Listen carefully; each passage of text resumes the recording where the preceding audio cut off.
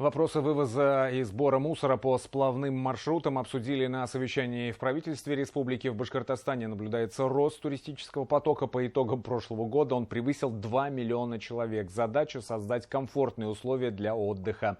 На пляжах, турбазах за вывоз мусора отвечают муниципалитеты либо предприниматели. Администрациям Гафурийского, Зилаирского и Иглинского районов предписано обеспечить подъезд спецтехники к местам накопления ТКО на туристических маршрутах.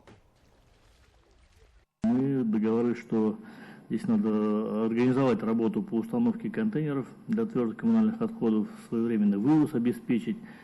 Непростая задача, потому что сплавной маршрут обычно идет в таких местах, где нет такого доступа определенного, есть какие-то сложности с этим, но тем не менее это не так сложно. Как бороться с нарушителями, которые захламляют контейнеры растительными и животными отходами, обсудили на заседании. Эта проблема остро встает каждый год в весенне-осенний период. В июне выявили массовые случаи захламления отходами, которые не относятся к ТКО. Муниципалитеты должны систематизировать работу по вывозу мусора, заключить договор с регоператором либо подрядчиком. Нарушителей привлечь к ответственности. С таким предложением выступил временно исполняющий обязанности министра природопользования Башкортостана Данил Шарафутдинов.